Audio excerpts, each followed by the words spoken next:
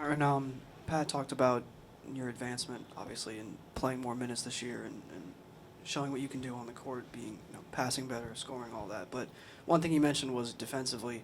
How do you think you yourself have improved defensively, and how'd you go about that in the offseason?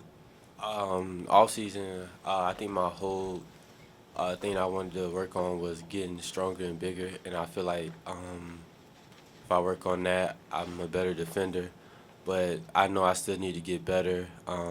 But I just been working on like getting steals, getting rebounds, like reading a defender's chest, and that's pretty much it. MJ is the combo guard in the backcourt right now. How is it difficult for you to be able to fill in, whether it be shooting or distributing or playing off ball? How are you able to fill all those roles differently at different times of the game?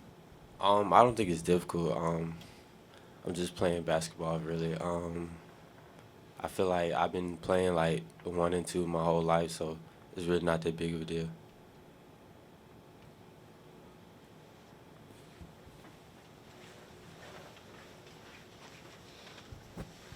Last year, I think people kind of got to know you in the Virginia Tech game as a freshman. When you're in a game like that and you go off like that, is that kind of like a confidence boost? And how can you use that experience to kind of help the younger guys going through something similar? Like, hey, you get a little confidence here and there, and you kind of just take off. Yeah, it kind of gave me confidence, but I already knew what I can do. My teammates already knew what I could do. Coaches already knew. But to the freshmen, I can just tell them like, um, yeah, we're only 2 games in. You probably haven't like had your best game, but like, it's a long season, and all you need is that one game to boost your confidence, and that's all it takes. S- Good.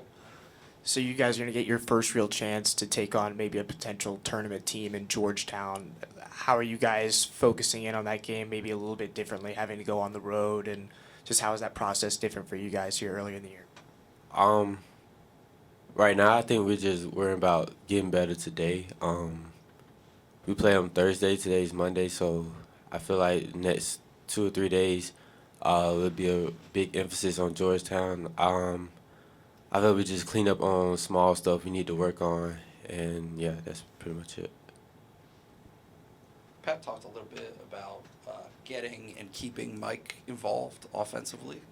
How much of a um, like how much are you stressed? I guess to do that. Like how much do they kind of push you guys to, as the guards to keep Mike involved offensively?